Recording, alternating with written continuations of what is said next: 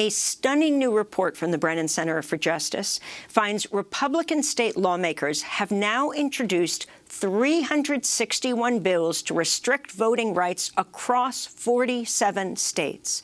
Restrictive bills are now moving through legislatures in 24 states, and 29 bills have already been passed by at least one chamber of state houses. Early on Thursday morning, the Republican-controlled Texas Senate approved a bill to limit early voting hours, ban ballot drop boxes, end drive-through voting, and allow poll watchers to videotape voters. This is one of just 49 bills to restrict voting being considered in Texas. This comes just a week after Georgia's Republican Governor Brian Kemp signed a sweeping elections bill that adds new voter ID requirements, severely limits mail ballot drop boxes, and rejects ballots cast in the wrong precinct. One provision would even make it a crime to hand out food or water to voters waiting in line at polling places. Governor Kemp signed the bill behind closed doors below a picture of a slave plantation. He was surrounded by 6 white men. Democratic State Representative Park Cannon, who is African-American, knocked on Kemp's door, saying the public deserved to witness what was happening. Cannon was then arrested by several Georgia state troopers, dragged through the Capitol, and pushed into a patrol car, even as she shouted that she was an elected official.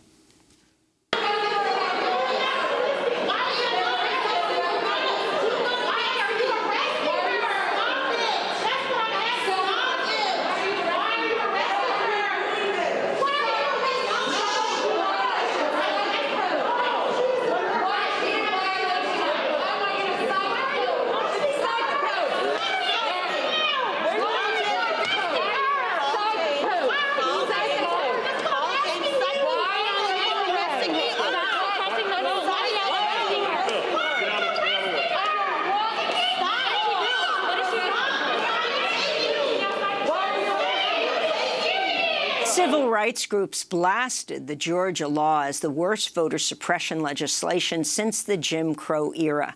Meanwhile, a number of major corporations are finally speaking out against the crackdown on voting rights. On Thursday, American Airlines, which is based in Texas, announced it's strongly opposed to the Texas bill, as well as others like it.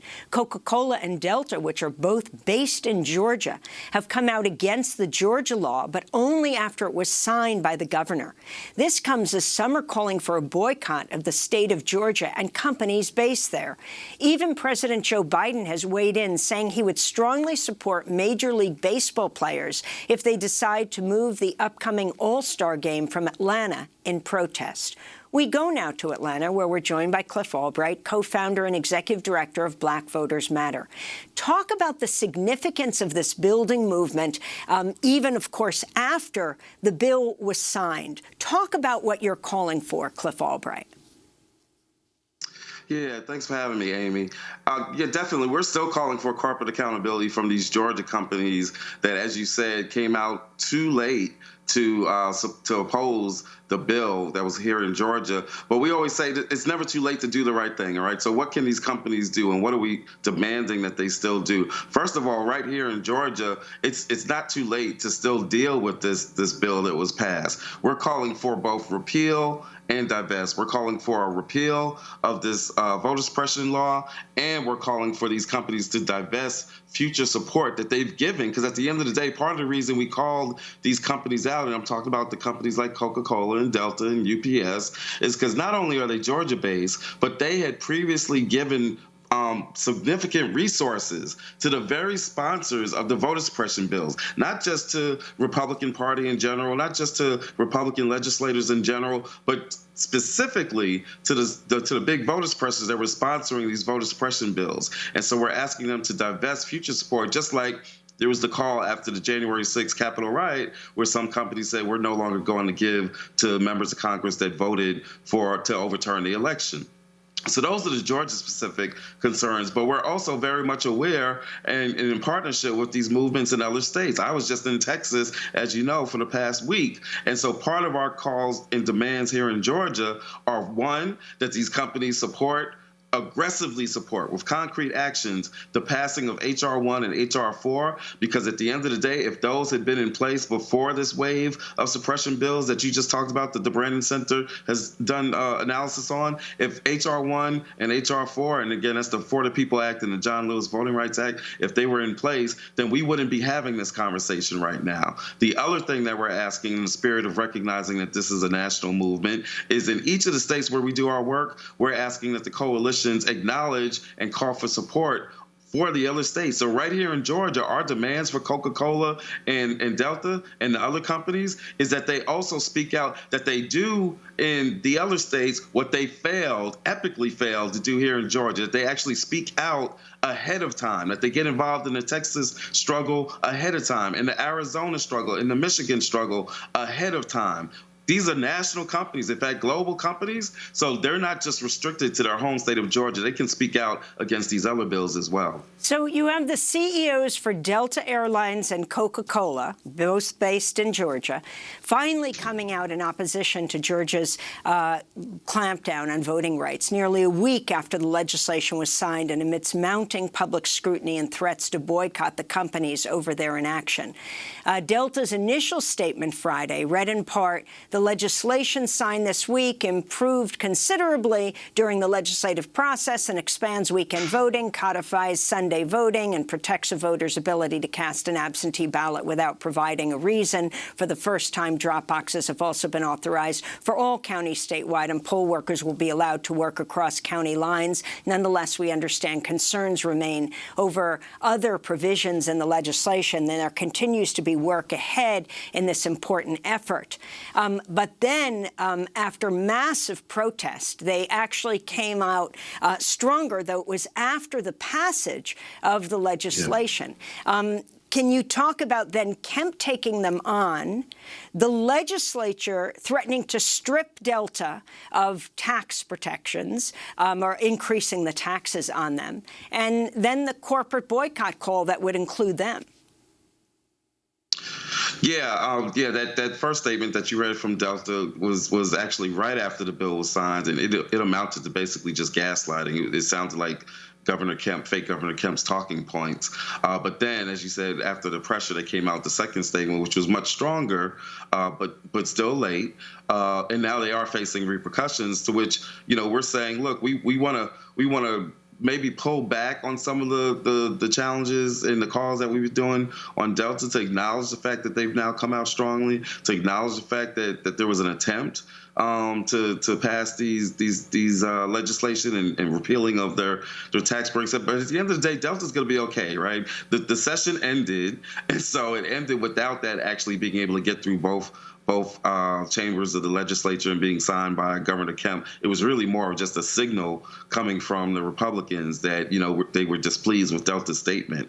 So, but what we're saying is we need Delta to go even further. And if they do go further, we'll have their back. Right, the same way that we're going to call them out, and not just them, but all of these companies when they do wrong and when they're silent on voter suppression. We'll stand by them if they do the right thing. And so that's what we're asking them and the other companies, and not just the Georgia companies, but the Texas companies and others. That's what we're asking them to do. Stand by the words that you said in the midst of the summer of protests about Black Lives Matter, when you had all these glowing statements about racial justice and racial equity. If you said it back in the summer, now's the time for you to actually put some actions behind it. And each of these companies have some very concrete actions. Imagine if these companies, Coca-Cola and Delta, had made the statements that they came out with the other day.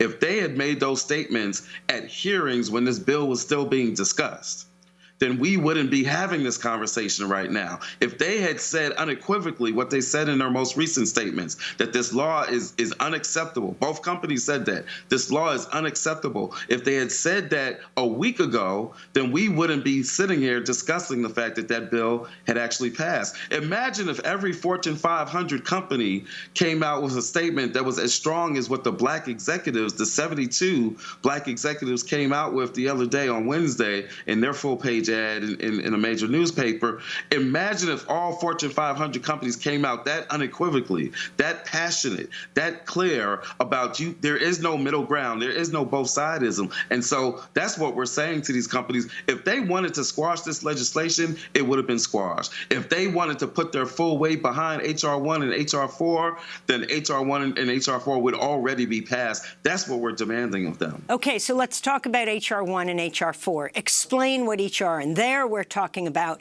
in Congress, in the U.S. Congress, federal laws. Right. We're talking about, so H.R. 1, the For the People Act, is basically the act that has a wide range, the most sweeping voting rights and voting access bill since the 65 Voting Rights Act. It would deal with, some of the things that are included in this Georgia bill. It would guarantee, days of early voting. It deals with restoration of voting rights. It deals with voter registration processes. It basically would create some standards by which we can actually make the 15th Amendment mean something, right? That we've got this right to vote, and so that's what's included in the For the People Act. And then for H.R. 4, the John Lewis Voting Rights Advancement Act, is basically the enforcement part. It's the reestablishing parts of the Voting Rights Act that had been stripped away, that had been gutted by the Supreme Court in the Shelby decision back in 2012. Which, by the way, at the time, Justice Roberts, made the case that, the country has changed, right? That we're not seeing these sweeping attacks against voting rights. We've got a black president.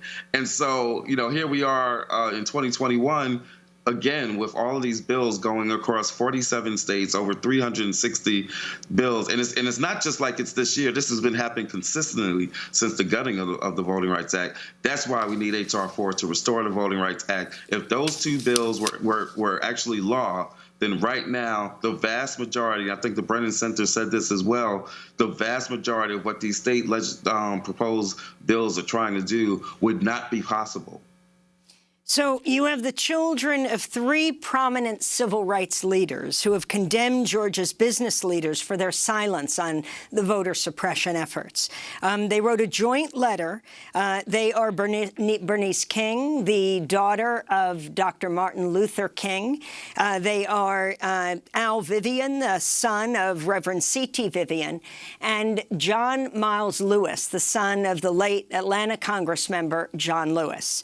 In that letter, they said the failure of corporate leaders across our state to live up to their racial equity commitments made in the last year disregards and disrespects our father's tireless work and jeopardizes the soul of Georgia and the promise of democracy.